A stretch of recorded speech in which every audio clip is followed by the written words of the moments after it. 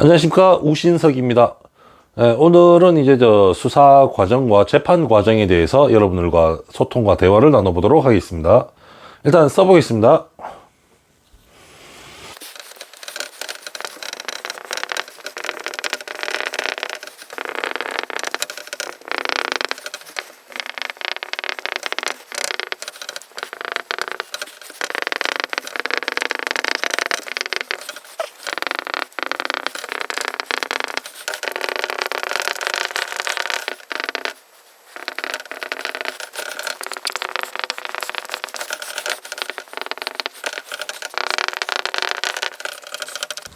네, 보시면은 이제 수사기관이 있죠. 경찰서. 경찰서가 수사기관이죠.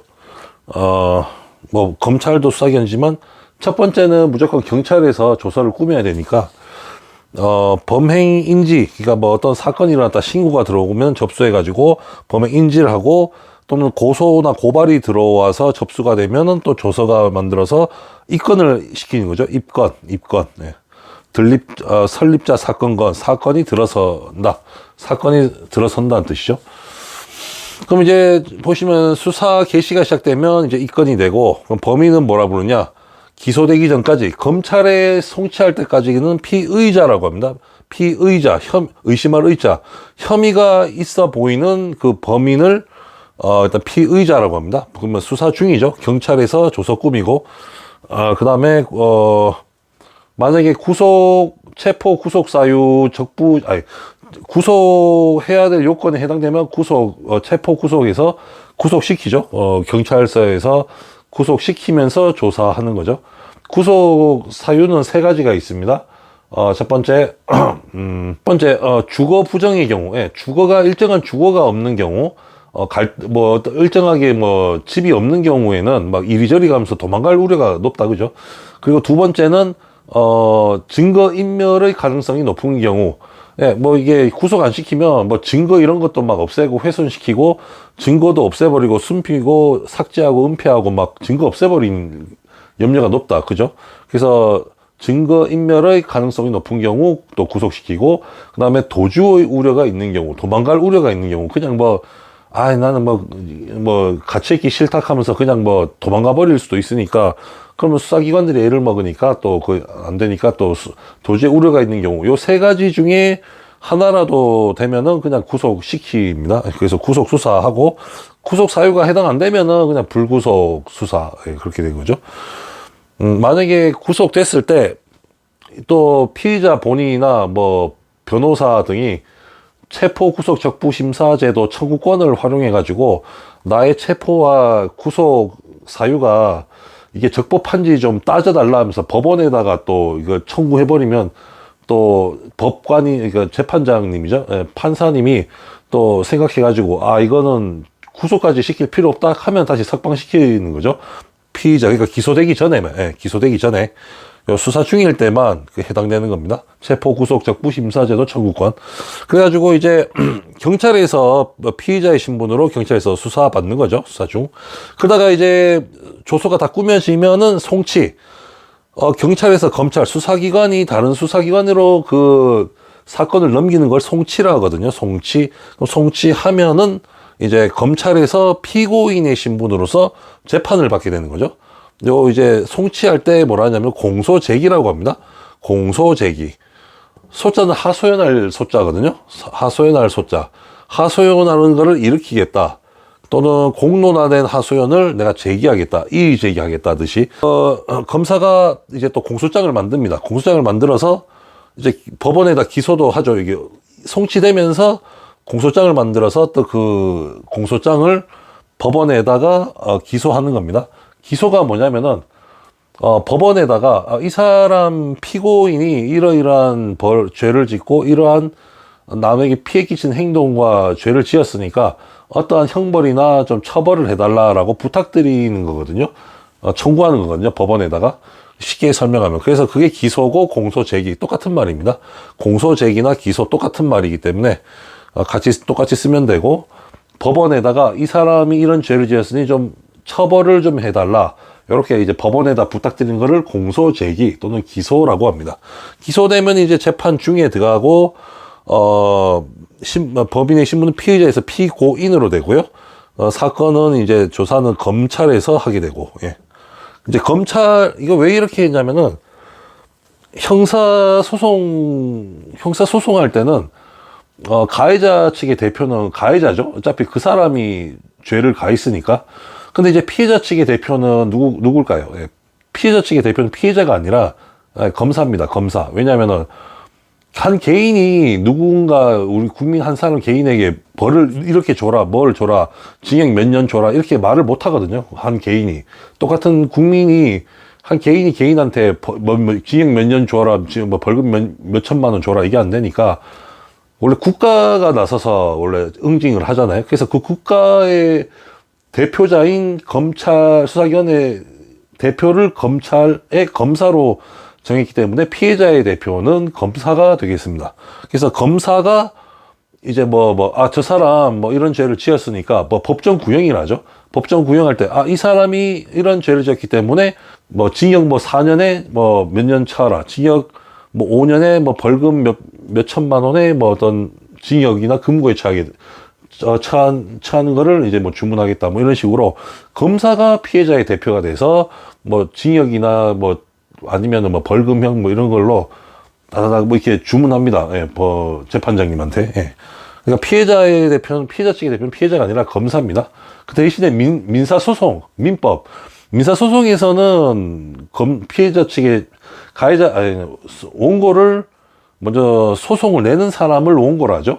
그리고 소송을 당한 사람을 피고라 하니까 그러니까 소송을 낸 사람의 대표는 원고고 소송을 당한 사람은 검사가 아니라 그냥 일반 개인이죠. 예, 일반 개인, 피고죠, 피고. 민사에서는 피고인이 아니고 그냥 피고, 그다음 원고, 피고. 예, 그렇게 하고 민사라는 뜻 자체가 한 개인과 개인과의 어떤 다툼을 해결하기 위해 재판하는 거기 때문에 그거는 국가가 나서서 할 필요는 없죠. 한 개인과 A와 B라는 사람의 서로 간의 개인 간의 어떤 법정 다툼이기 때문에, 그거는 특히 피해자 측에서 검사가 나설 이유는 없는 거니까, 예. 그래서 형사소송법은 그렇게 되는 겁니다, 예. 그리고 이제 최종심은 재판 끝까지 가면 이제 최종심 1심, 2심, 3심까지 가는데, 그래서 판결 확정 나면 이제 재판이 끝나는 겁니다. 예, 요렇게. 예. 최종심, 만약에 내가 이제 2심 고등법원까지 가서 거기서 이제 상고 포기, 3심 상고 포기하고 그냥 2심에 예를 들어서 3년 징역에 처한다에 그냥 이제 상고 안 하고 2심을 최종심으로 해서 3년형으로 확정을 했다면은 그때부터 이제 기결수가 되는 거고 그때부터 노역, 이제 교도소에서 일을 하는 겁니다. 예, 노역에 강제로 일시키는 거죠. 근데 이제 최종심 확정 판결 전까지는 미결수라 합니다. 미결수. 그러니까 무죄 추정 원칙에 의해서 최종심의 확정 판결 선고 받기 전까지는 죄인이 아닌 거죠. 유죄가 아니라는 뜻이죠. 유죄가 아닌. 그러니까 무죄라는 뜻인데, 근데 상징적으로 그렇습니다. 그러니까 이제 교도소에서는 방생활만 하는 거고, 이제 기결수, 최종심 확정 판결 받으면 방에서 이제 일터로 출퇴근하는 거죠. 교도소 내 강제로 일시키는 대로. 그렇게 됩니다. 일단 무죄 추정 원칙이라는 게 있어가지고, 최종심 확정 판결 전까지는 미결수. 그냥 이제 유죄 판결을 받지 않은 피고인이고, 그다음에 최종심 확정 판결을 받으면은 그 이후부터 기결수. 유죄 확정 판결을 받은 피고인 또는 재소자. 요렇게 표현하면 됩니다. 예.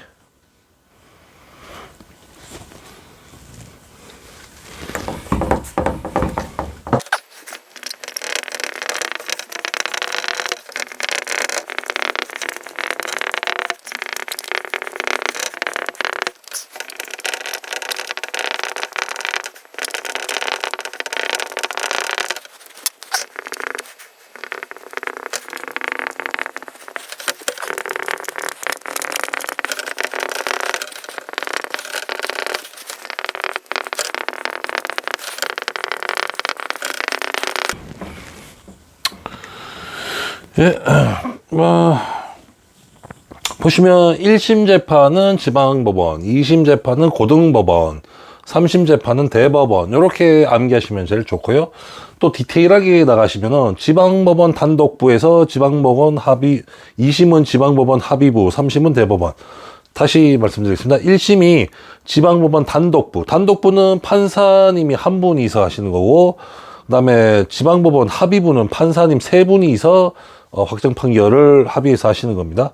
그러면 이제 단독부가 1심이면 2심은 지방법원 합의부, 판사님 세 분으로 이렇게 확정 판결을 받는 거고, 3심은 대법원 무조건. 그다음에 또 아까 경우처럼 반대로 지방법원 합의부에서 1심을 시작했으면은 2심은 고등법원으로 가고, 그다음에 3심은 대법원. 이렇게. 네, 단독부는 판사님 한 분, 합의부는 판사님 세 분. 그러니까 1심에 판사님이 한 분 이제 재판을 받았으면 2심은 판사님 세 분으로 하는 거고, 1심에서 판사님 세 분이서 확정 판결을 받았으면 2심은 그냥 고등법원 가는 거고, 예, 이렇게 생각하시면 편리하시겠습니다. 예. 그래서 뭐 일단은 암기는 1심 재판은 지방법원, 2심 재판은 고등법원, 3심 재판은 대법원, 이렇게 해서 하시면 되고,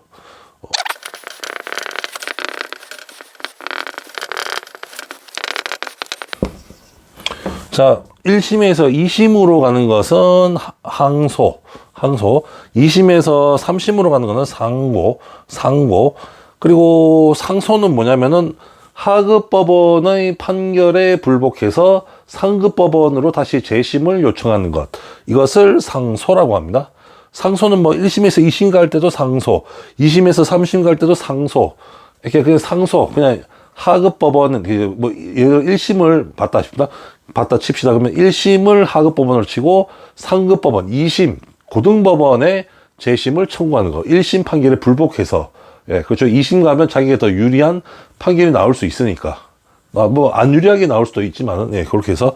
그리고 1심에서 2심, 그러니까 1심의 판결에 불복해서 상소하는 거는 항소. 그리고 2심의 판결에 불복해서 상소하는 거는 상고. 예.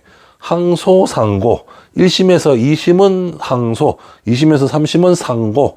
그냥 하급법원에서 상급법원으로 상소하는 거는 하급법원에서 상급법원으로 재심을 청구하는 거는 상소. 예. 상소. 그러니까 다시 말씀드리자면 1심 항고라는 거는 항소라는 것은 1심 판결에 불복해서 2심 재판에서 다시 재판을 받겠다는 것을 요청하는 거. 예, 그걸 항소라 그러고, 다시 상고는 2심 재판의 판결 결과에 불복해서 3심 재판, 그러니까 대법원에 다시 재심을 청구하는 것, 요청하는 것. 그것을 상고라고 합니다. 항소, 상고. 그냥 하급법원에서 상급법원으로 재판을 요청하는 거는 상소. 네, 이렇게 하시면 되겠습니다. 네, 오늘 이제 여러분들과 이제 수사 과정과 재판 과정에 대해서 같이 공부를 해봤는데요.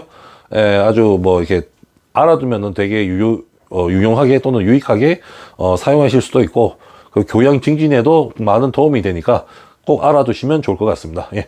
그럼 저는 또 다음에 더 재미있고 기발하고 유익한 내용으로 여러분들과 함께 다시 만나도록 하겠습니다. 감사합니다.